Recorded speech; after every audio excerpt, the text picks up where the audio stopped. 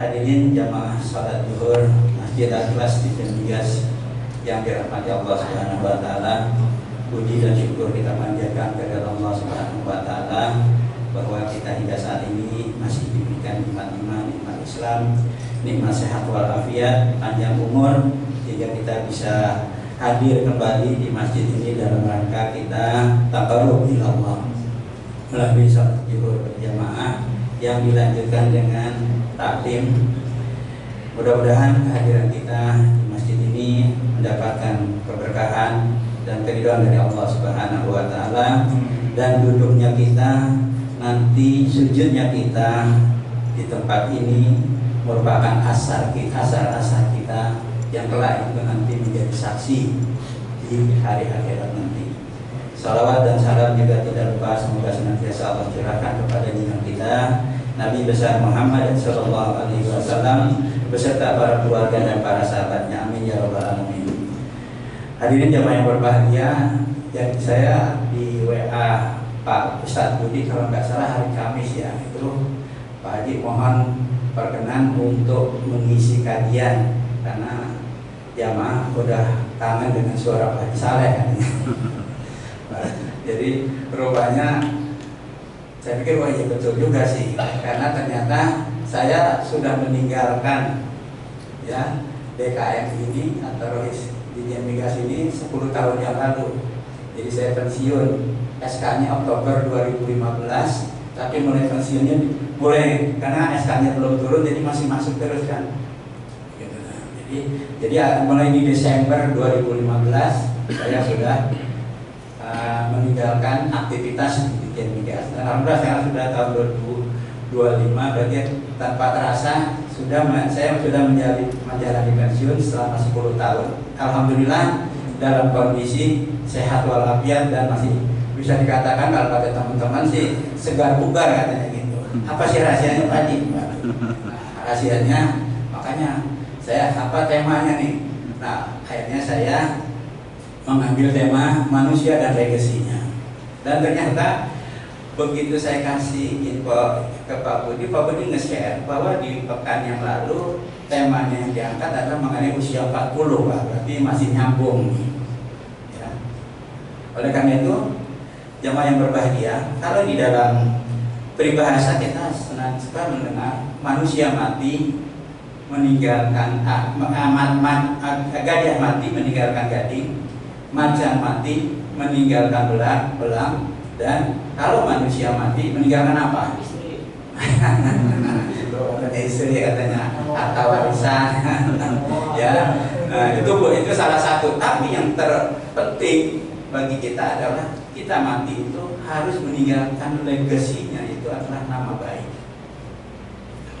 Ya, oleh karena itu ini menjadi perhatian bagi kita, khususnya apalagi bagi kita yang usianya sudah di atas 40, ya kan? Nah, karena apa? Kalau soal kematian kita nggak tahu umur ya.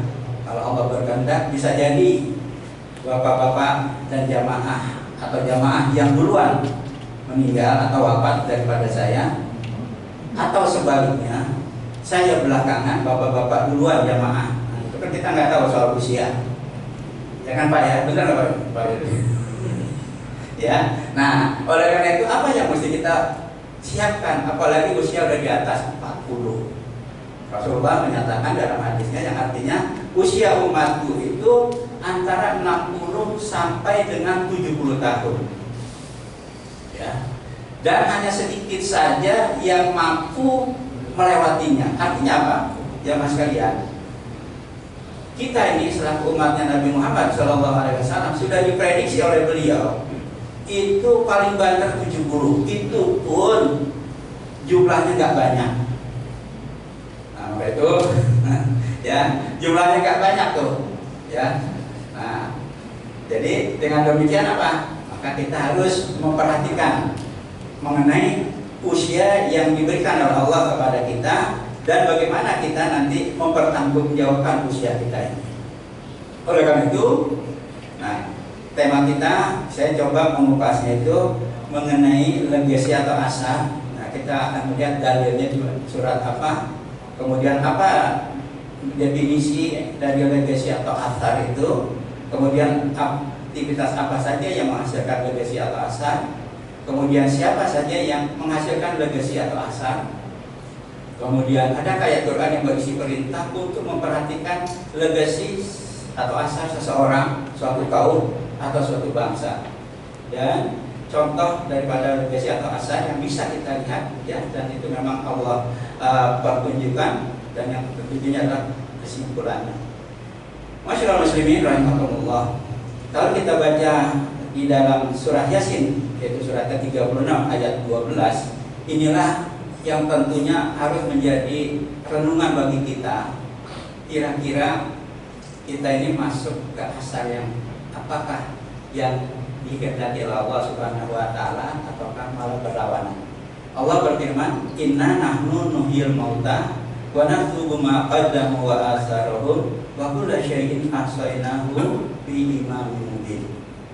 Artinya, sesungguhnya kami Allah Subhanahu wa taala yang menghidupkan orang-orang yang mati, dan kami pula lah yang mencatat apa yang telah mereka kerjakan dan bekas-bekas yang mereka tinggalkan. Segala sesuatunya itu kami kumpulkan atau kami catat dalam kitab induk yang nyata atau Lauhul Mahfuz. Jadi pada saat surah Yasin ini, masyaallah muslimin rahimakumullah, bahwa kita manusia itu sudah diingatkan oleh Allah, karena di sini Allah menyatakan sesungguhnya kamilah yang menghidupkan orang-orang yang mati. Nah, ini di sini ada bab ujian keimanan bagi kita. Apa iya orang yang sudah mati bisa hidup lagi? Kalau orang yang atau manusia yang mengandalkan rasio atau hanya akal otak semata, tentu mereka akan berpikir nggak mungkin sesuatu yang sudah mati, sudah hancur lebur, bisa makhluk hidup ya, yang sudah mati bisa hidup kembali. Tapi di sini ada bab mengenai keimanan, yang tentunya ini baru bisa kita terima ya ketika otak kita nggak mencapai, nggak mampu, bahkan misalnya berusaha menentangnya, ya maka itu kita terimanya adalah melalui apa yang disebut dengan iman, keyakinan ya kepada adanya Allah Subhanahu wa taala sebagai Maha Pencipta. Nah, di situ Allah katakan Allah yang menghidupkan, atau kami Allah yang menghidupkan orang-orang yang mati. Artinya masyarakat muslimin, suatu saat kita akan mati, dan pada saatnya yaitu di hari akhir yang diawali dengan hari kiamat itu, maka kita nanti akan dibangkitkan kembali dari alam kubur oleh Allah Subhanahu wa taala. Kalau nggak percaya, nah, silakan, mungkin Pak Sarif mau duluan. Pak Arif ya, itu Pak Haji bener kasih orang itu mati lagi, orang mati hidup lagi, ya nggak percaya, boleh deh Pak Arif duluan deh, saya belakangan. Itu. Tapi kenyataannya kalau diizinkan Allah Subhanahu wa taala, saudara-saudara kita yang ada di Kalian Dipa, ya di TPM Bengkulu dan lain sebagainya, kalau mereka diizinkan oleh Allah untuk bisa bangkit kembali, rasanya manusia yang ada di muka bumi ini semuanya akan beriman. Tapi itu tidak dikabulkan oleh Allah Subhanahu wa taala. Inilah ujian keimanan kita. Nah, di situ masyarakat muslimin, jadi kita diingatkan oleh Allah bahwa kehidupan kita yang sekian tahun ya, dengan usia bumi ya, kalau bumi 1 tahun 365 hari atau 12 bulan, maka kita ini oleh Allah Subhanahu wa taala dicatat segala aktivitas kita. Ya. Dan kami pula yang mencatat apa yang telah mereka kerjakan. Ini maksudnya, jadi kalau kita ini ya, tadi kita lagi sholat zuhur berjamaah, sesungguhnya itu dicatat oleh Allah melalui siapa? Melalui juru tulisnya, yaitu malaikat Raqib dan Atid yang mencatat amal baik dan amal buruk. Ya, dicatat. Nah, kemudian pada saatnya nanti catatan amal tersebut akan diberikan kepada kita itu melalui yaumul hisab, yaumul mizan, ya. Nah, kemudian di situ selanjutnya Allah katakan dan bekas-bekas yang mereka tinggalkan. Nah, inilah masyarakat muslimin ya. Di sini Allah mengatakan ya wa naktubu ma qaddamu wa asarahum, dan asar jejak. Asar ini bahasa Arabnya dan diterjemahkan dalam bahasa Indonesia adalah bekas-bekas atau jejak-jejak yang ditinggalkan oleh setiap orang, setiap manusia. Ya. Kemudian wa kullu syai'in ahsaynahu bi imamin mubin. Amal perbuatan itu dicatat dengan begitu telitinya oleh kedua malaikat ini, amal baik atau amal buruk, ya. Kemudian jejak-jejak peninggalannya juga ada yang Allah pelihara, ada yang memang kemudian dihancurkan oleh Allah Subhanahu wa taala. Nah, di situ Allah katakan maka semuanya itu dicatat di dalam Lauhul Mahfuz. Oleh karena itu, berdasarkan surah Yasin ini kita mencoba memahami bahwa legacy itu dalam bahasa Inggris. Nah, bahasa Indonesianya atau terjemah artinya itu adalah warisan atau peninggalan.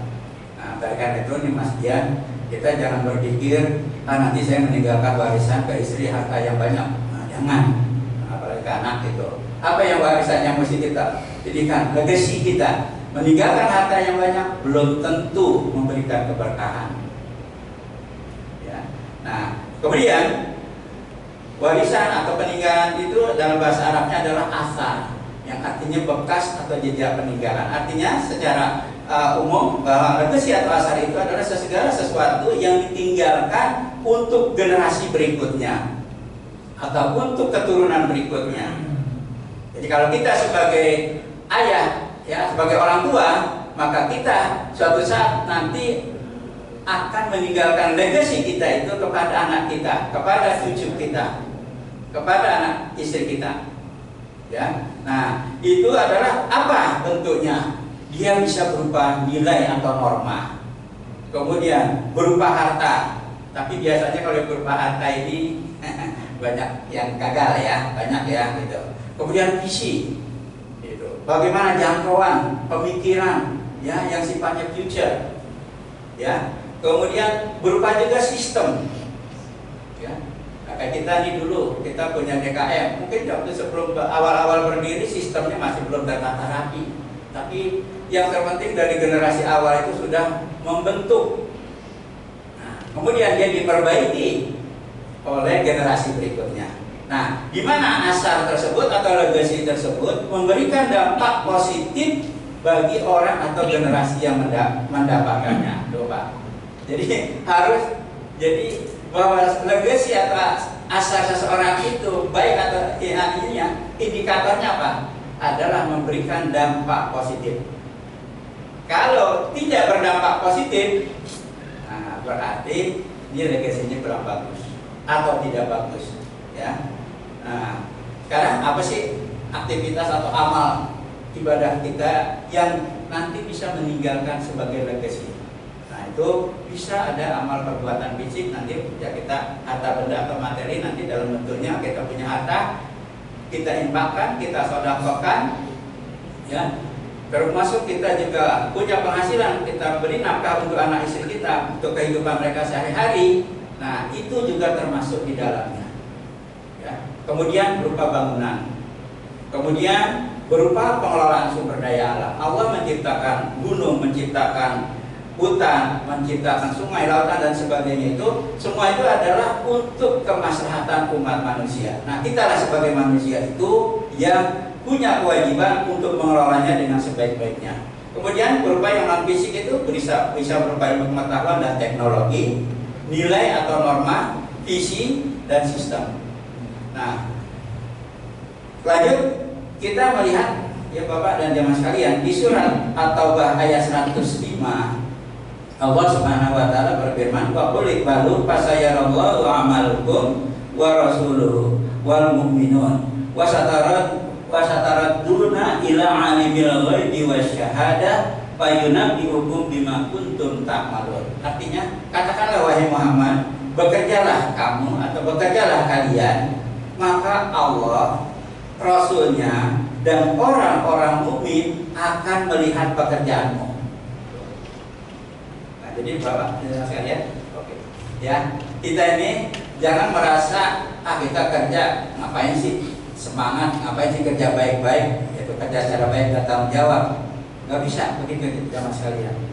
Jadi segala aktivitas kita, baik aktivitas yang sifatnya formal ataupun yang non formal, itu sesungguhnya disaksikan atau dilihat, dinilai. Nah, kita aja kan sebagai PNS, ya kan? Ya kalau dulu namanya DP3, nah kalau sekarang saya belum tidak tahu ini namanya apa, ya kan? Kan dinilai itu aktivitas kita, KPI kita, Key Performance Index kita, bagus apa enggaknya, maka ada beberapa indikator-indikator yang harus dipenuhi. Ketika KPI-nya nggak bagus, ya otomatis ya rewardnya pun tidak bagus, ya. Nah, jadi itu kan. Nah, kemudian kamu akan dikembalikan kepada Dia, yaitu Allah Subhanahu wa taala yang mengetahui yang gaib dan yang nyata, lalu Dia akan memberitakan kepadamu apa yang selama ini kamu kerjakan. Jadi dengan ayat ini jamaah sekalian, kita jangan menganggap enteng nih. Kerjaan nggak kelihatan, nggak ini, nggak ada yang lihat. Ternyata Allah Subhanahu wa taala Maha mengetahui yang gaib. Nah, itu semua nanti aktivitas kita itu akan diperlihatkan melalui buku catatan amal kita masing-masing. Kemudian oleh karena itu ketika kita bekerja, ya, maka itu harus kita nawaitukan, kita niatkan adalah dalam rangka mendapatkan ridhonya Allah Subhanahu wa taala. Dan kita bekerjanya adalah melakukannya itu sesuai dengan ketentuan yang ditetapkan oleh Allah dan Rasulnya. Mana yang halal, mana yang haram, mana yang baik dan mana yang tidak baik, mana yang maslahat dan mana yang mudarat. Nah, selanjutnya asar itu dihasilkan oleh siapa aja. Nah, jadi asar itu atau legasi itu pasti setiap orang itu atau setiap individu itu punya asar atau punya legasi, tergantung dari kapasitas kita masing-masing. Ya, kalau kita sebagai orang tua, maka kita sebagai ayah, ya, maka kita punya legasi kita, ya, kepada anak cucu kita. Nah, kemudian pemimpin, ya. Tentu dimaksudkan sini adalah pemimpin, yaitu seorang pemimpin kepada orang-orang yang dipimpinnya. Maka kita bisa bandingkan jemaah, oh waktu dipimpin Bapak Anu enak, orangnya begini-begini, ya legasinya bagus. Tapi ketika dipimpin orang yang Anu lagi, oh kok gak enak. Nah, itu contoh, ya. Kemudian legasi juga bisa dihasilkan oleh suatu bangsa atau suatu kaum. Dia sebagai iktibar atau sebagai pelajaran, ya, bagi bangsa lain. Ini, nah apakah terhadap asar atau legasi itu, ya, hal satu yang diabaikan? Tidak, jemaah sekalian. Ternyata Allah Subhanahu wa taala melalui surat Ghafir surat 40 ayat 32, ini ayat adalah berisi perintah kepada kita di manusia untuk melakukan perjalanan di muka bumi. Jadi kita harus rihlah. Kalau kata PNS kita harus ada SPD. Nah, itu dia. Ya, ada perjalanan dinas, nah gitu ya. Nah, tujuannya apa? Ketika kita melakukan perjalanan, rihlah dari satu tempat ke tempat lain, ya, antar negara, ya, maka kita diperintahkan oleh Allah untuk memperhatikan apa yang ada di sekitar yang kita kunjungi atau kita lakukan perjalanan itu. Apalagi betul-betul memang ke tempat yang memang di situ ada merupakan situs-situs sejarah. Ya, nah, jadi kalau di sini Allah berfirman, ya, yang artinya apakah mereka tidak mengadakan perjalanan di bumi lalu mereka memperhatikan bagaimana kesudahan orang-orang yang sebelum mereka. Jadi kita misalkan di Indonesia kita ada Borobudur, itu kan legasi dari umat Buddha, ya, gitu. Ya, candi, misalkan Prambanan dan lain sebagainya. Nah, lalu mereka memperhatikan bagaimana kesudahan orang-orang yang sebelum mereka. Mereka itu lebih banyak dan lebih hebat kekuatannya serta lebih banyak peninggalan-peninggalan peradabannya di bumi. Maka apa yang mereka usahakan itu tidak dapat menolong mereka. Artinya apa jamaah sekalian, berdasarkan surat Al-Kafir ayat 32 ini, legasi seseorang itu atau suatu kaum atau suatu bangsa itu tidak berarti, tidak memberikan efek positif bagi dirinya, bagi kelompok atau kaum atau bangsa itu, kalau legasi yang mereka tinggalkan itu adalah sesuatu yang tidak memberi manfaat dan dibangun atau didirikan atau dibuat tidak berdasarkan untuk mencari keridhaan Allah Subhanahu wa taala. Ya, nanti kita lihat contoh-contohnya ya sesuai dengan surat Al-Kafir ayat 32 ini. Nah, inilah contoh masyaallah muslimin rahimakumullah. Ya, kita kalau baca Quran ada surat yang namanya surat Luqman. Ya kan? Kalau kita tahu bahwa ternyata ini Luqman itu bukanlah seorang nabi, bukan pula seorang rasul. Tapi kenapa dia Allah cantumkan ya legasi ya apa yang dilakukan oleh Luqman Al-Hakim ini di dalam Al-Quran, bahkan itu menjadi nama surat. Nah, kita kalau bisa kayak gitu nih, tapi kan udah nggak mungkin karena Al-Quran udah nggak terbit lagi ya gitu. Nah, jadi siapa itu Luqman Al-Hakim? Ternyata beliau itu adalah seorang hamba yang saleh, yang bijak ya, bukan nabi ya. Nah, tapi dia nasihat-nasihatnya itu memiliki manfaat yang besar ya. Nah, beliau ini ternyata adalah seorang sosok budak dari Habasyah atau Ethiopia yang diberi hikmah dan yang luar biasa oleh Allah Subhanahu wa taala ya. Nah, makanya digelar di belakangnya Al-Hakim, artinya orang yang bijaksana. Nah, apa beberapa nasihat yang terkenal oleh Luqman Al-Hakim ini? Ada 8. Jadi pertama adalah jangan menyekutukan Allah. Ini sangat penting mengenai ketauhidan ya. Jadi kita sebagai orang tua harus tanamkan tauhidan itu kepada anak cucu kita dengan baik.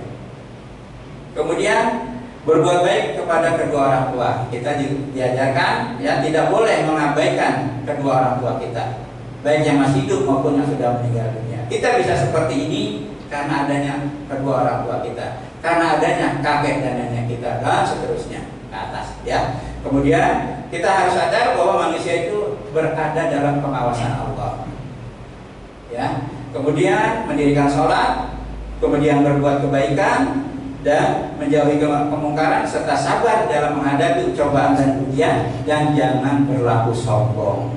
Nah, ini ada 8 nasihat Luqman yang ini kalau bisa kita laksanakan dengan baik, insya Allah kita juga bisa mengikuti jejak beliau, minimal buat anak cucu kita ya. Kemudian jadi Luqman ini menjadi panutan ya di dalam pendidikan bagi para orang tua. Kemudian ya, kemuliaan itu Bapak dan jamaah sekalian bukan terletak pada fisik seseorang, tapi adalah pada ketakwaan seseorang. Walaupun kulit hitam, budak, tapi beliau memiliki kedudukan yang mulia di sisi Allah karena mampu meninggalkan legasi yang baik. Nah, kemudian yang kedua, orang lagi ini individu, ini Fir'aun ya. Nah, ini jamaah sekalian.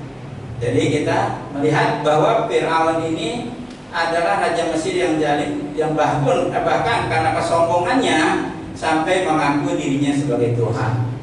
Karena kesombongannya itu, maka dia memerintahkan kepada Haman untuk didirikan bangunan yang tinggi. Apa kata Fir'aun? Supaya saya bisa melihat Tuhannya Musa.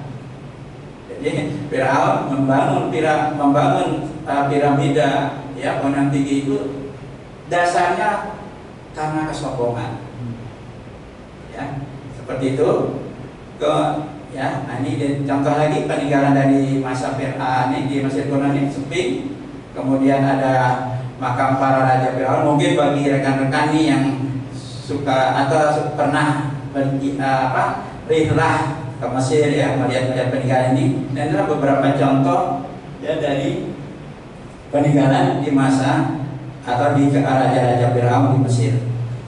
Nah, di sini ini contoh bagaimana kesombongan dari Fir'aun itu, jamaah sekalian. Kita bisa baca di dalam surat Al-Qasas ayat 38 yang berbunyi wa qala fir'aun ya ayyuhal mala'u ma'alimtu lakum min ilahin ghairi fa'arqid li ya Hamanu ala tini faj'al li sarhan la'alli attali'u ila ilahi Musa wa inni la'adunnuhu minal kadhibin. Firaun berkata, wahai para pembesar. Nah, yang kepala ininya nih, yang tangan kanannya Firaun itu si Haman ini ya. Aku tidak mengetahui ada Tuhan bagimu selain aku atau selain. Nah, ini kesombongan dari Firaun. Wahai Haman, bakarlah tanah liat untukku, untuk maksudnya bikin batu bata atau batu itu. Kemudian buatkanlah bangunan yang tinggi untukku agar aku dapat naik melihat Tuhannya Musa. Sesungguhnya aku yakin bahwa dia termasuk para pendusta. Jadi kesombongan Firaun menolak ajakan Nabi Musa alaihi salam dan Harun untuk menyembah Allah Subhanahu wa taala, tapi dia adalah menyembah berhala, bahkan mengaku dirinya sebagai Tuhan dan menganggap Musa itu adalah sebagai pendusta. Nah, masyaallah muslimin rahimakumullah, terhadap asar atau legasi yang dilakukan atau ditinggalkan oleh Firaun ini, maka Allah tuangkan atau cantumkan di dalam surat Yunus ayat 92.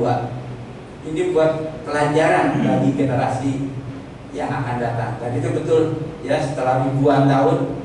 Nah, di sini Allah SWT berfirman yang artinya di surat Yunus 92, maka pada hari ini kami selamatkan jenazahmu atau badanmu agar engkau menjadi pelajaran bagi orang-orang yang datang setelahmu. Dan sesungguhnya kebanyakan manusia itu lengah dari tanda-tanda kebesaran kami. Maka ya, ini masyarakat muslimin, ini contoh ya. Setelah itu ada peneliti atau arkeolog yang menemukan ya mumi dari Firaun ini atau Ramses. Ini adalah sebagai pelajaran bagi kita. Nah, yang ketiga, individu yang ketiga ini adalah Qarun. Kita kenal dalam sejarah bahwa ini Qarun juga masuk ya, orang yang hidup di zamannya Nabi Musa alaihi salam dan masih dalam kerabatnya Nabi Musa alaihi salam. Nah, awalnya Qarun ini adalah seorang yang miskin. Kemudian dia mohon kepada Nabi Musa alaihi salam untuk mendoakan dirinya menjadi orang kaya. Ya. Nah, ternyata setelah dia kaya, dia lupa diri.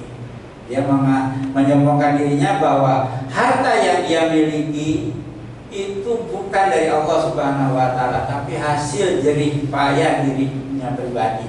Inilah kesombongan dari Qarun. Maka untuk membawa ya atau menyimpan harta bendanya itu diperlukan ya banyak kunci-kunci, dan diperlukan orang ya atau budak yang untuk menggotongnya. Akibat kesombongannya itu, masyarakat muslimin rahimakumullah, maka Allah Subhanahu wa taala ya tenggelamkan ya Qarun beserta harta bendanya itu ke dalam bumi. Maka selanjutnya ketika generasi berikutnya setelah beratus tahun atau ribu tahun kemudian, ketika ada manusia mendapatkan menggali tanah, kemudian ada harta berupa emas dan lain sebagainya, harta benda, maka kita menyebutnya itu adalah sebagai harta karun.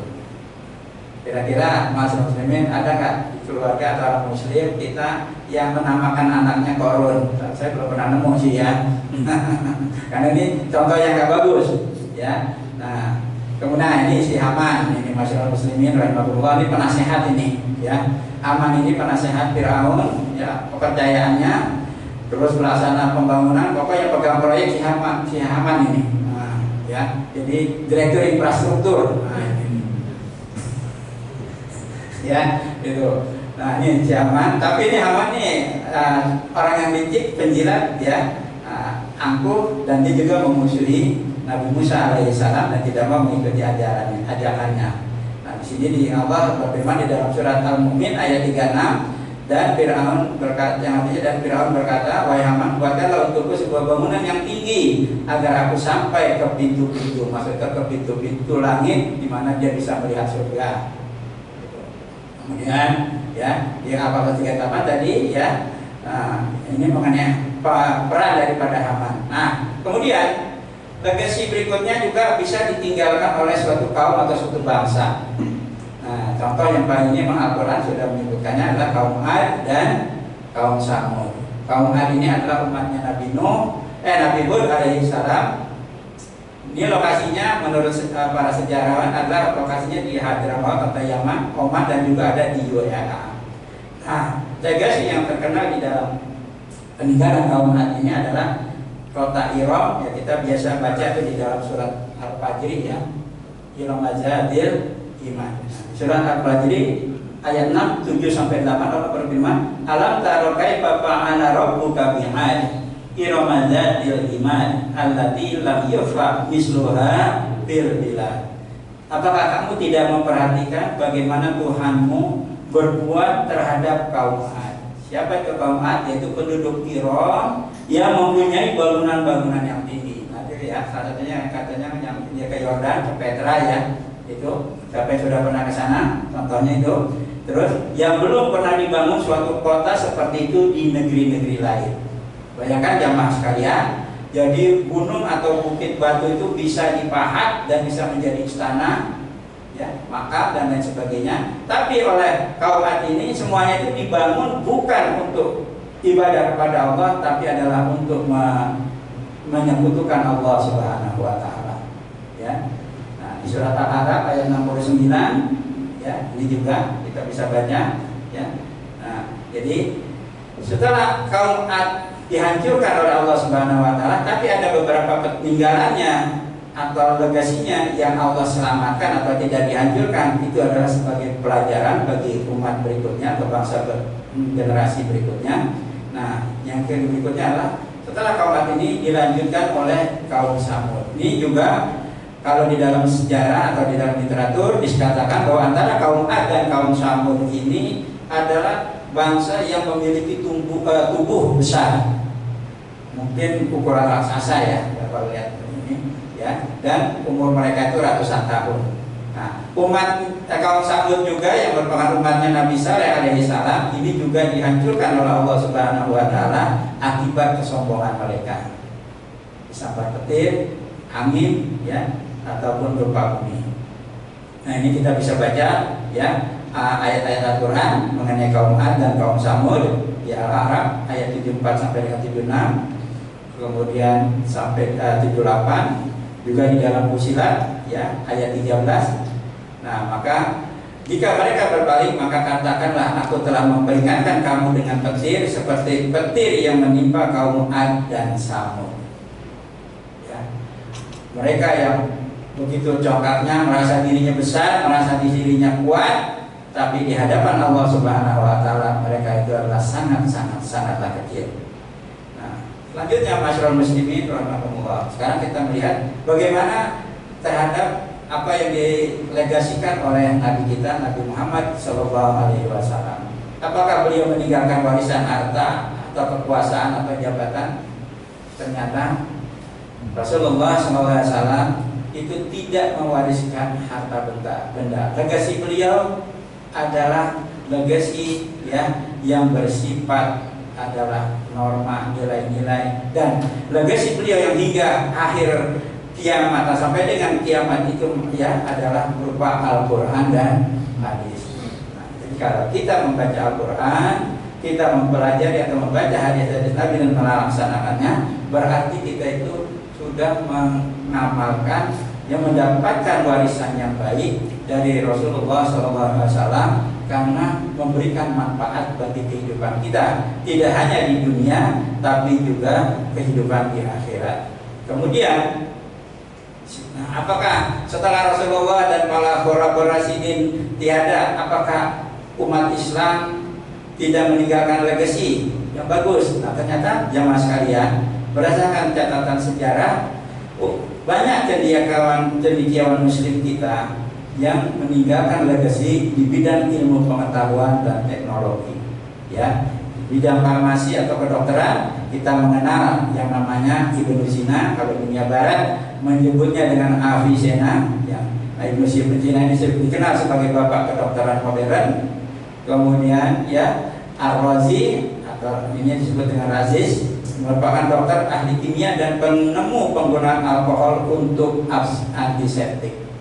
Ini Ini kita umat Islam kayaknya menjadi kok kayaknya nggak tahu ya bahwa seolah-olah dunia kedokteran itu karena dunia barat, padahal pelopor awalnya penemu peletak dasarnya itu adalah banyak dari penelitian muslim. Terus ada dari Az-Zahrawi atau Al-Bukasis, itu merupakan bapak bedah modern, penemu instrumen bedah atau alat-alat bedah dan ya teknologi pembedahan. Ya. Kemudian Ibnu Nafis menemukan sirkulasi paru-paru. Kemudian di bidang matematika ada Al-Hawarizm, ya penemu aljabar. Kemudian Al-Batani, ahli astronomi dan trigonometri. Al-Biruni, ahli matematika, ya Ibnu Haytham, ya bapak optik modern. Dan Jabir Al-Hayyan sebagai bapak kimia yang menemukan asam kuat H2SO4, ya. Kemudian di bidang filsafat atau humaniora kita mengenal adanya Al-Farabi, Al-Kindi, Ibnu Rusdi atau Averroes, Al-Ghazali dan Ibnu Khaldun. Kemudian di bidang teknik dan mekanik kita mengenal ya beliau yaitu sebagai Al-Jazari sebagai ahli teknik mekanik, penemu robotika awal. Ya, beliau menulis kitab Al-Jami Bain Al-Ilmi Wal Amal Al-Nabi Isbisanadilhiyah. Kemudian bidang lainnya kita mengenal ada yang yaitu At-Tabari, ya merupakan ahli kedokteran, sejarah dan juga beliau sebagai seorang ahli tafsir Al-Quran. Maka kita mengenal tafsir At-Tabari. Ya, kemudian Abu Firnas ini ternyata penemu pesawat terbang pertama atau penerbang pertama dengan menggunakan glidernya. Kesimpulan, masyarakat muslimin rahimakumullah, dari hasil apa yang kita baca tadi, intinya bahwa setiap individu, pemimpin atau kaum atau suatu bangsa itu pasti meninggalkan legasi. Tinggal tergantung ininya, ya legasinya. Apakah legasi yang baik, asar yang baik, ataukah asar yang buruk? Ya. Kemudian untuk menghasilkan legasi yang baik itu, maka apa syarat-syaratnya? Pertama, dilakukan dengan niat ikhlas, ibadah karena Allah, sepenuh hati, bersungguh-sungguh dan berpedoman kepada tuntunan Allah Subhanahu wa taala dan Rasulnya. Kalau ini kita tidak lakukan dengan syarat-syaratnya seperti yang disampaikan ini, maka berarti kita insya Allah legasi kita kurang baik. Ya. Kemudian harta dan jabatan juga sebetulnya berupa bisa juga ya ini dia sebagai legasi, tapi tentunya itu konteksnya adalah dia sebagai ujian dari Allah Subhanahu wa taala. Ya kan? Kalau misalkan seperti jabatan, tentunya masyarakat muslimin rahimahullah, ketika Rasulullah wafat atau sebelum beliau wafat, tentu jabatan setelah beliau wafat harusnya adalah keluarga beliau, anak keturunan beliau. Tapi beliau tidak meninggalkan legasi berupa jabatan dan juga harta benda. Kemudian kesombongan dan kekikiran adalah sifat tercela yang membawa kehancuran. Yang ini juga akan mengakibatkan menyebabkan seseorang itu meninggalkan legasi ya yang tidak baik. Kemudian manusia wajib bersyukur kepada Allah Subhanahu wa taala dan tidak melupakan adanya pertanggungjawaban di akhirat. Nah ini ya, kalau kita sadar, saya nanti akan dimintakan pertanggungjawaban oleh Allah Subhanahu wa taala atas aktivitas, pemikiran, tindakan, ucapan, ya, bahkan niat kita, ya, bahwa kita sadar itu semua adalah nanti dimintakan pertanggungjawaban oleh Allah Subhanahu wa taala, maka insya Allah kita masyarakat muslimin atau orang-orang yang mempunyai kriteria seperti ini, kita tidak akan meninggalkan legasi yang tidak baik. Pasti kita legasi kita yang baik. Contohnya masyarakat muslimin rahimahullah, kita di kantor inilah, kita misalkan aktif selama 30 tahun. Kalau kita selama aktivitas kita itu hubungan baik dengan sesama kawan, dengan pimpinan, dengan ya relasi yang lainnya, insya Allah legasi kita itu masuk kategori legasi yang baik. Ya, jangan sampai kita ada kan orang pensiunan datang ke kantor itu mantan anak buahnya udah pada minggir, nggak pada, ya kan? Aduh, pada rasanya waduh gak enak nih, apa namanya, datang aja nih ya. Nah, kalau bisa jangan sampai terjadi seperti itu. Ya, bagaimana kita bisa diterima ya, baik ketika kita masih aktif maupun ketika suatu saat kita pensiun. Ya, kan gitu ya Mas Yana ya. Ya, jangan mentang-mentang jadi pimpinan, waduh, pokoknya main DP3-nya main itu aja gitu ya. Nah, kemudian yang keenamnya, individu, pemimpin atau komandan bangsa yang meninggalkan legasi buruk biasanya itu, nah ini dia Bapak sekalian, memiliki sifat dan karakter sombong. Ya, kemudian penjilat, kemudian pamer, coba flexing, ya, kemudian menentang syariat agama, ya, zolim, menebarkan kerusakan dan ketakutan untuk mempertahankan kekuasaannya. Nah, jadi jejak legasi yang tadi kita pelajari itu jamaah sekalian, terkait contoh ya individu yang baik ini contohnya adalah Luqmanul Hakim. Ya, walaupun beliau seorang budak dan kulit hitam, namun memiliki kemuliaan di sisi Allah karena iman, amal dan ilmu yang dimilikinya itu memberikan contoh keteladanan yang baik. Kita ini kalau bisa ini jadi orang tua seperti Luqmanul Hakim. Pelajari tadi ada 8 macam itu. Kemudian, nah kalau contoh Fir'aun, Haman dan Qarun ini satu paket nih, ya 3 serangkai. Jadi kalau Fir'aun sebagai simbol penguasa zalim, Haman simbol politisi busuk, penjilat, ya intelektual tapi penjilat dan menentang, ya. Gitu. Kemudian Qarun itu adalah sebagai pebisnis atau pengusaha yang tamak dan culas. Kayaknya hal-hal kayak gini masyarakat muslimin rahimahullah, ini contoh seperti ini akan ada di setiap masa, di setiap bangsa, di setiap suatu kaum, ya, nggak akan hilang itu. Tinggal siapa aja pelaku sejarahnya. Ya, apakah kita termasuk pelaku sejarahnya yang termasuk kelompoknya Fir'aun, Haman dan Qarun nih, atau beserta pendukungnya, itulah. Ya, nah kemudian kalau bangsa yang ada itu contohnya kaum Ad dan Samud. Ya, ini juga simbol yang contoh dari bangsa atau kaum walaupun dia memiliki kemampuan teknologi yang di zamannya itu rasanya tidak mungkin, ya kan?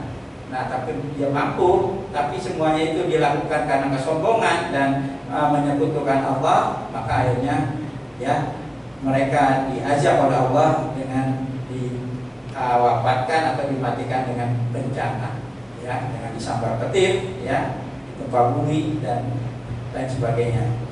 Nah, untuk itu hadirin jamaah yang berbahagia, sebagai renungan bagi kita terkait dengan legasi ini, maka kita hendaknya memperhatikan hadis Nabi, yaitu hadis Imam Ahmad dan At-Tabrani Daruqutni, ya, yang artinya sebaik-baik manusia adalah yang paling bermanfaat bagi manusia lainnya. Minimal nih dari sekarang dari diri kita itu tanamkan di diri kita, saya ini harus menjadi orang yang bermanfaat tidak hanya diri saya sendiri, tapi juga memberi manfaat bagi orang lain. Sekecil apapun sumbangsi kita, peran kita, atau apa yang bisa kita kontribusikan, tapi kita memberikan manfaat bagi orang lain. Karena saya katakan sebaik-baik manusia adalah yang paling bermanfaat bagi manusia lainnya. Minimal kita sudah berumah tangga, berkeluarga adalah kepada anak istri kita dan keturunan kita atau karib kerabat kita. Ya. Kemudian sesungguhnya hadis berikutnya, sesungguhnya Allah akan selalu menolong seorang hamba selama dia gemar menolong saudaranya. Ya. Itu. Kemudian barang siapa menghilangkan kesusahan seorang mukmin dari kesusahan dunia, niscaya Allah akan menghilangkan kesusahan darinya pada hari kiamat. Dan barang siapa yang memudahkan orang yang kesulitan, niscaya Allah akan memudahkan baginya di dunia dan akhirat. Dan barang siapa yang menutupi aib seorang muslim, niscaya Allah akan menutupi aibnya di dunia dan di akhirat. Kemudian jangan sekali-kali meremehkan kebaikan sedikit pun, meskipun hanya kamu bertemu dengan saudaramu dalam keadaan tersenyum. Tuh Pak, senyum aja kita ketemu rekan kita, mungkin ada yang kita ini ya, kita senyum. Nah, itu udah sedekah, itu kebaikan. Kenapa? Ketika orang yang kita menemui kita, dia merasa, waduh anak ini ya ketemu Bapak Anu atau ketemu si Fulan, senyumnya ramah dan lain sebagainya, orang itu udah senang. Beda halnya kalau kita ketemu kawan atau orang lain yang ini ya kita udah mukanya udah sewot, ya, masam dan lain sebagainya, ya. Nah itu, nah intinya bahwa dari ayat ini hakikat manusia itu adalah makhluk sosial yang membutuhkan satu sama lain sehingga saling memberi manfaat adalah bagian dari ibadah dan sesungguhnya itu juga fitrah manusia, ya. Ketika kita bisa berbuat baik kepada orang lain, bisa meninggalkan legasi yang baik kepada orang lain, maka itu akan berbalik kepada diri kita sendiri.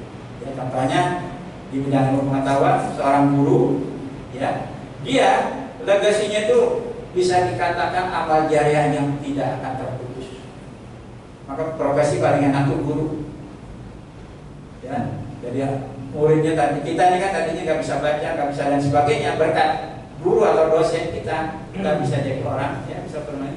Nah, selama amalnya itu, ya, ilmunya itu yang diberikan kepada anak-anak murid atau kepada mahasiswanya, ya, maka amal jariahnya itu akan senantiasa mengalir. Nah, kemudian hal-hal kebaikan itu, ya, legasi itu harus dimulai dari yang kecil dulu.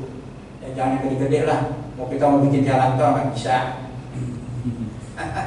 Ya, yang kecil aja deh, gitu kan. Ya, kemudian tujuan kita adalah akhirat. Ya, kenapa? Oh iya, suatu saat saya akan mati, masuk ke liang kubur.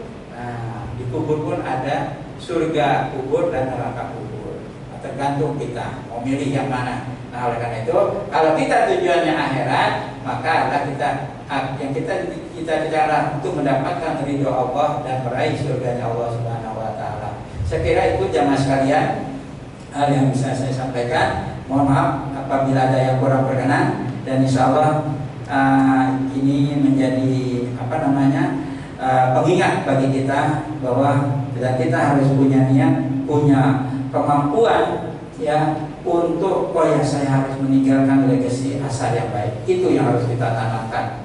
Jangan kita nanti suatu saat mati tapi dicatat atau dikenang oleh orang-orang yang ditinggalkan, tapi dicatatnya atau dikenalnya dengan yang tidak baiknya.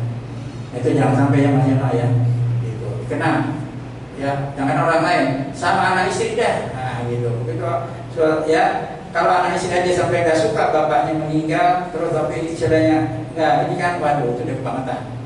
Nah, minimal kita bisa, ya, meninggalkan asal atau legasi kepada anak istri kita dan cucu kita. Syukur kepada orang lain, lebih bagus lagi. Kira itu, ya. Bila itu taufiq wal hidayah. Wassalamualaikum warahmatullahi wabarakatuh. Waalaikumsalam warahmatullahi wabarakatuh. Untuk bagi biasanya ada sesi tanya jawab sebelum mengakhiri kajian.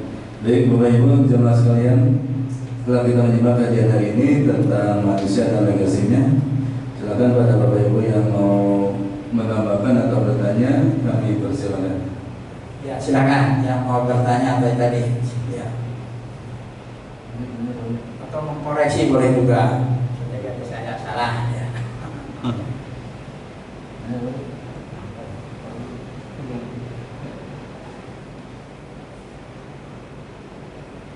Dipersilakan yang mau bertanya atau menambahkan tentang kajian kita siang ini, manusia dan legasinya. Saya mau nanya apa ini? Ya, enggak, Pak Adi. Saya mau nanya, kalau legacy itu kategorinya amal jariah bukan ya? Terus kalau legacy baik kan mungkin baiknya. Kalau legacy buruk itu seperti apa? Itu dosa jariah atau bukan? Karena saya sering dengar tuh ada dosa jariah, ada amal jariah. Masih. Oke. Langsung dijawab apa masih ada yang lain dulu sama ini? Langsung berarti. Langsung, ya. Jadi pertanyaan yang bagus nih. Legacy itu termasuknya amal jariah atau bukan, ya kan? Kemudian kenapa ada legacy yang baik dan ada legacy yang buruk, ya? Nah, ini tadi. Nah, kita coba lihat definisinya itu, ya. Jadi legacy itu adalah sesuatu yang ditinggalkan oleh generasi atau seseorang, ya, berupa nilai. Jadi kalau nilai, kemudian saya yang ini dulu, ya, yang sifatnya non fisik, ya, nilai dan visi atau norma itu kan dia non fisik. Ya, contoh legacy yang berupa nilai ya, atau norma. Kita sebagai orang tua, contoh nyata dari Luqmanul Hakim itu, ya, beliau mengajarkan kepada anak-anaknya jangan ya menyekutukan Allah. Sembahlah oleh hanya Allah Subhanahu wa Ta'ala. Nah, tentu kita bisa meninggalkan legacy yang baik, contoh tadi yang seperti itu ya. Tentu kan harus diawali dari diri kita dulu. Kita nyuruh orang untuk misalkan berbuat baik, tapi kita tidak mencontohkan, tidak memberikan suri toladan. Ya, untuk berbakti kepada kedua orang tua. Nah, kalau kita sebagai orang tua nih, anak kita, tapi kita ingin anak kita itu berbakti kepada orang kita sebagai orang tua, nah kita harus introspeksi. Kira-kira saya ini sebagai anak, kan saya kan punya orang tua, bapak ibu. Apakah saya sudah birrul walidain dengan ayah dan ibu saya, walaupun mungkin ada yang sudah meninggal. Nah, biasanya, ya, kalau kita membiasakan, sudah mencontoh, melakukan ya hal yang baik, itu sudah build up lah ya, itu akan kita ajarkan, ya, ajak, ya, berikan juga kepada anak keturunan kita. Gitu. Nah, dengan demikian, terus dia juga bisa berupa harta, tapi biasanya kalau yang legacy berupa harta ini umumnya ya itu jarang yang awet, jangka panjang. Biasanya kalau berupa harta ini warisan. Nah, kalau bicara warisan, banyak ya orang yang menerima warisan, harta warisan dari kedua orang tuanya itu ternyata tidak memberikan keberkahan. Umumnya ya, pada umumnya, walaupun ada juga tapi bisa dihitung jari ya. Nah, kemudian sistem ya. Jadi ini sesuatu yang sifatnya sistem ini ya, yang non fisik. Kita tahu kalau untuk bekerja yang supaya tujuan itu tercapai dengan baik, maka kita harus buat sistemnya, gitu, mekanismenya, dibuat SOP-nya, gitu, ya. Nah, ketika SOP itu dulu kita yang buat, terus dilakukan oleh generasi kita selanjutnya, ya, dengan ya namanya perbaikan wajar, ya, gitu kan, karena kan dia harus menyesuaikan dengan kondisi zaman. Nah, itu termasuk legacy yang baik. Nah, ini termasuk kategorinya ya jadi amal jariah. Itu Pak. Nah, kemudian kalau dia berupa bangunan, ya, contohnya dia legacy yang baik, ya, yaitu bangun masjid atau rumah ibadah atau lembaga pendidikan, sekolah, ya kan? Nah, ketika orang itu wafat, sekolahnya, masjidnya atau rumah ibadahnya itu ya masih terus dirawat ya, dan kegiatannya masih terus berlangsung, maka itu masuk di dalam kategori asar atau legacy yang baik ya, dan dia masuk sedekah jariah.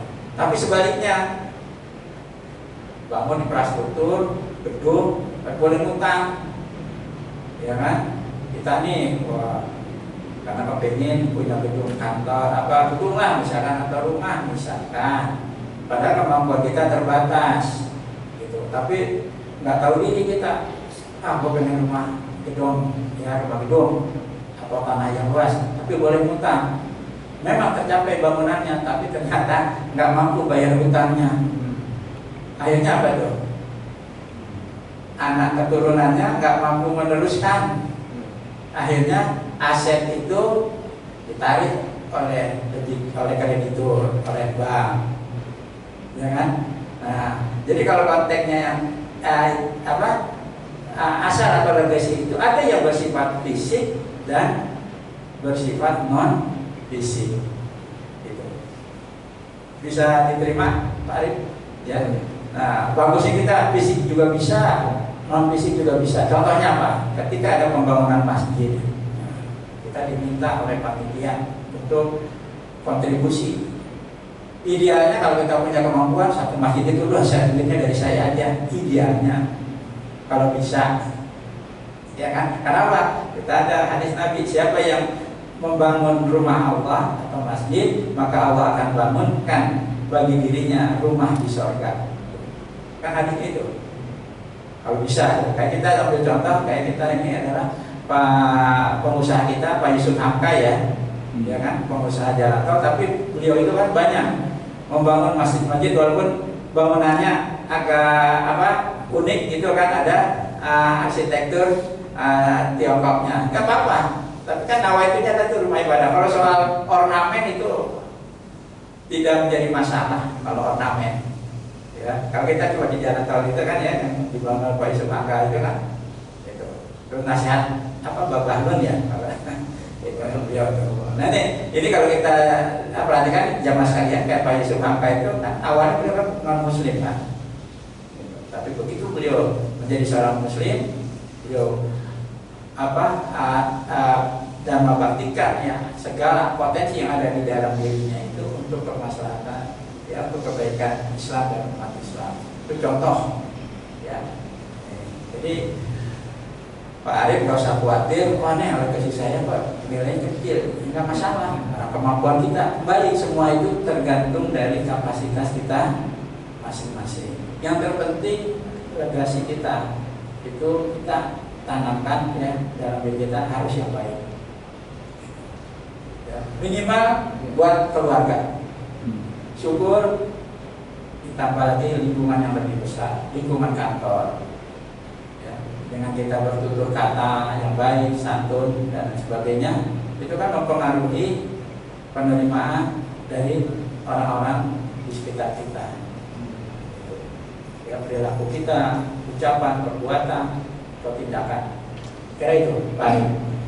Gimana? Baik, ada yang lain. Kalau terkait dengan kita kan ini kan ASN ya, hasil kerja kita kan regulasi itu, internet, permen itu ya masuk regulasi itu.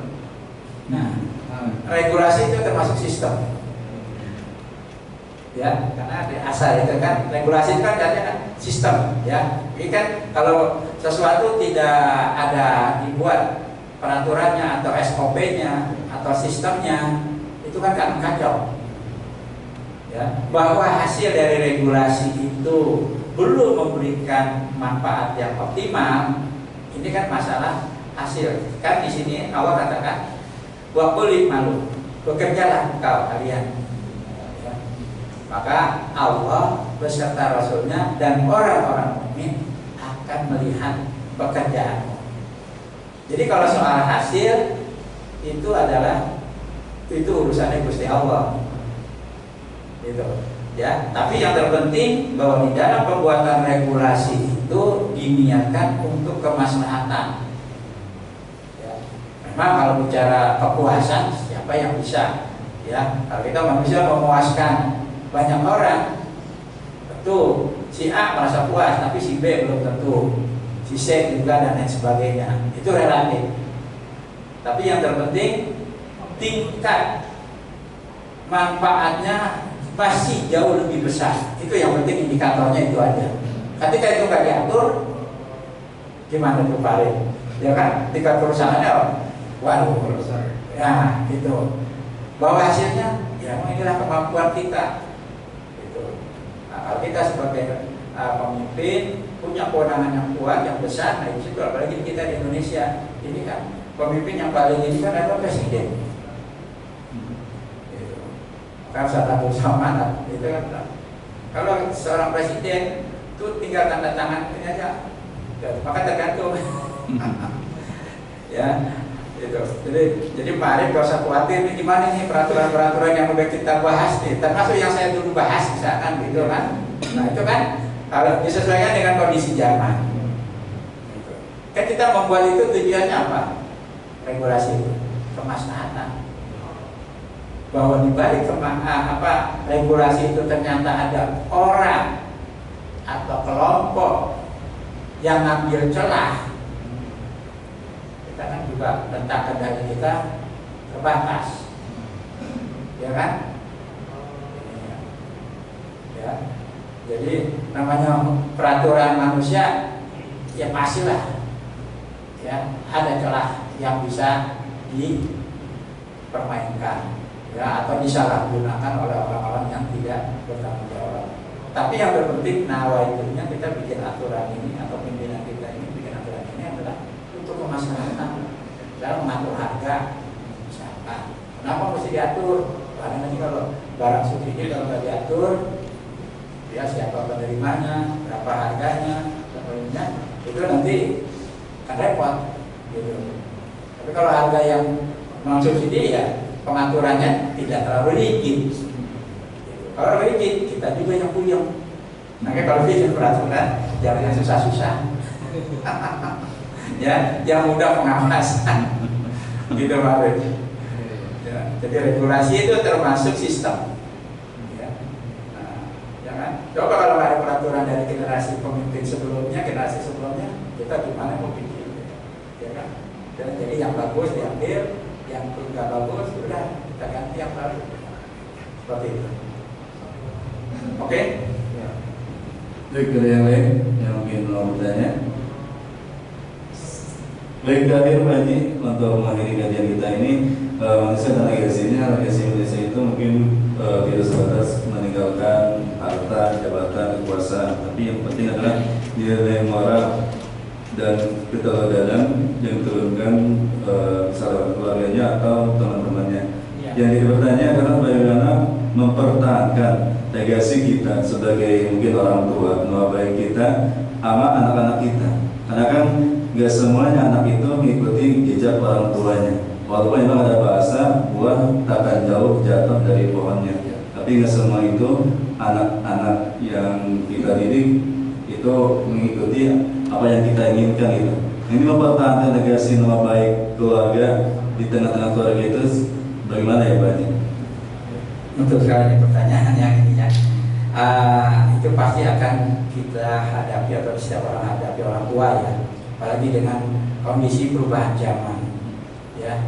Kita dulu mungkin pada saat kita kecil orang tua kita agak mudah ya mendidik kita, karena apa? Teknologi belum canggih ya kan, listrik masih jarang. Nah, saya kan ngalami itu ya. Jadi apa? Keseharian kita ya yang namanya sholat 5 waktu karena orang tua itu nyontohkan ya, jadi tidak hanya sekedar menyuruh tapi mencontohkan ya kan, dan disuruh atau dicontohkan itu dengan rutin ya gitu. Nah ini dia akan berbekas. Terus nasihat dari orang tua itu bahwa kita itu beribadah bukan untuk Allah tapi untuk diri kita sendiri. Ada kesadaran itu yang harus ditanamkan kepada anak istri kita atau diri kita. Itu Pak Budi. Nah, kemudian kenapa kok ada orang tua yang secara akhlaknya, secara ibadahnya bagus, tapi kok ternyata ada anaknya yang tidak bagus? Itu bukan hal yang tabu. Itu sesuatu hal yang lumrah, ya kan? Jadi kita ambil contoh, ini contoh lah ya. Ini tentu menjadi evaluasi bagi diri kita, ya. Contoh, ada seseorang yang di satu kampung atau satu daerah, dia gelarnya ustaz, tapi ternyata anaknya nggak sholat. Itu terjadi. Dan itu saya pernah lihat gitu, atau menyaksikan gitu.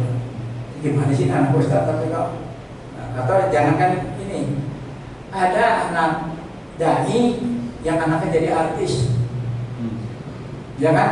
Dan itu artisnya dia membuka aurat secara ini kan bertolak belakang tuh. Orang tuanya mengajak orang lain atau jamaahnya untuk taat kepada Allah ya, dan syariatnya, tapi ternyata anaknya ada yang bertolak belakang dengan dalil bahwa dia kan karena kepentingan entertain, dunia entertainment, jadi harus pakaiannya ya harus terbuka lah gitu, nggak bisa pakai hijab dan sebagainya gitu. Maka saya baca waduh ini kok ya, itu contoh. Jadi Pak Budi, Ya Pak ini ya, jangankan kita manusia biasa, Rasul aja, ya kan? Nabi Nuh, anaknya kan anak Nabi tuh, anak Rasul kan, ternyata tidak mau diajak. Ya. Bukannya orang tuanya tidak mengajak, sudah mengajak dan sudah memberikan contoh, tapi anaknya yang tidak mau. Nah kalau itu sudah seperti itu, artinya kan orang tua itu sudah terlepas tanggung jawabnya. Ya. Nah yang terpenting berikutnya lagi adalah kita tidak segan-segan, pokoknya nih ke anak kita itu ya kalaupun keras, dalam artian keras yang ini ya masih wajar gitu pendidikan kepada anak-anak itu. Kita kan kalau zaman dulu kita ini kalau sekolah nakal kemudian atau berantem lah sama kawan kita di sekolah gitu kan, kita lapor ke orang tua atau ada guru yang menurut kita ini galak, justru orang tua kita itu bukannya membela kita, tapi udah mau begitu kan ininya, udah itu diajar oleh guru, dididik oleh guru, ya memang harus disiplin. Nah, tapi dengan kondisi perubahan zaman ini, ya zaman sekalian, kan banyak orang tua yang sudah lebay, ya kan? Nah, gurunya padahal menurut ini sih kategorinya ya Islam masih wajar lah, tapi dia nggak terima, ya kan, sampai dilaporkan polisi. Ya, kalau orang tua dulu enggak, ya anaknya diserahkan ke guru itu silakan. Jadi guru itu sebagai wakil orang tua. Ya kalau harus dipukul dalam artian, ya kan orang tua juga mukul boleh itu, tapi sepanjang masih artinya ya pukulan yang mendidik gitu loh. Ya kan? Kalau kita zaman dulu kan ngaji, kalau nggak bisa habis nih tangan pret. Itu kan intinya guru ustadz kita itu kan panjang tuh. Alamnya ya. Seperti siapa yang pernah ya merasakan itu ya. Tapi ternyata apa jamaah sekalian, pendidikan yang dengan cara seperti itu justru membuat generasi itu generasi yang tidak cengeng, orang tua yang tidak lebay gitu loh, ya kan? Tapi sekarang orang tua waduh berat ya. Kenapa? Faktor dari lingkungan sekitar yang begitu beratnya ya. Maka dunia pendidikan kita emang jamaah itu sangat memprihatinkan. Di tingkat TK masih bagus, tingkat SD udah parah. Apalagi kita memasukkan sekolah anak-anak kita itu ke sekolah-sekolah yang istilahnya tingkat kedisiplinan, terus tingkat mendawamkan ibadah itu nggak ada, udah repot. Ya, akhirnya kebiasaan dari TK bagus atau dari SD bagus, di SMP-nya hilang. Karena maka dia harus berkontinu tuh hari proses anak kita itu. Kalau udah bagus nih jangan sampai dia masuk ke tempat yang nggak bagus gitu. Ya. Nah, memang untuk akhirnya untuk mendidik anak-anak kita itu butuh kos yang lumayan ketika di lembaga yang memang kualitasnya bagus. Ya, seperti itu. Ya Pak Budi ya. Yang penting kita istiar terus lah. Ininya. Ya. Kalau kita suka mendoakan orang tua, insya Allah anak kita, cucu kita juga akan mendoakan kita. Itu kembali ini back to back itu sebetulnya. Oke. Baik, waktu juga yang mengakhiri kajian kita di siang ini. Untuk itu, untuk mengakhiri kajian ini, mohon kajian untuk bisa memimpin doa. Mudah kita sudah dalam keadaan sehat walafiat dan mendapatkan ilmu yang bermanfaat. Astagfirullahaladzim, astagfirullahaladzim. Bismillahirrahmanirrahim. Alhamdulillahirabbil alamin. Hamdan yuwafi ni'amahu wa yukafi'u majidah. Ya Rabbana lakal hamdu wa lakal syukru kama yanbaghi li jalali wajhika wa azimi sultanik. Allahumma shalli wa sallim ala sayyidina Muhammad wa ala ali sayyidina Muhammad. Allahumma ighfir lana wa liwalidina warhamhuma kama rabbayana shighara. Allahumma ighfir lil muslimina wal muslimat wal mu'minina wal mu'minat al ahya'i minhum wal amwat. Rabbana zalamna anfusana wa illam taghfir lana wa tarhamna lanakunanna minal khasirin. Rabbana hab lana min azwajina wa dzurriyyatina qurrata a'yunina waj'alna lil muttaqina imama. Allahumma ij'alna muqimas shalah wa min dzurriyyatina rabbana wa taqabbal du'a. Ya muqallibal qulub tsabbit qulubana ala dinika wa ala ta'atika hasbunallahu wa ni'mal wakil. Ni'mal maula wa ni'man nasir. Allahumma inna nas'aluka al-huda wa tuqa wal afafa wal ghina. Allahumma inna nas'aluka bi husnil khatimah wa na'udzubika min su'il khatimah.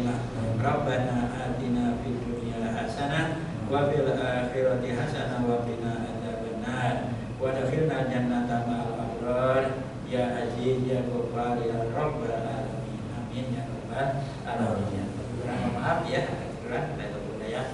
Assalamualaikum warahmatullahi wabarakatuh. Waalaikumsalam warahmatullahi wabarakatuh. Terima kasih, dan untuk materi kajiannya bisa dilihat kembali di WA Group Jemaah Al-Ikhlas. Terima kasih. Assalamualaikum warahmatullahi wabarakatuh.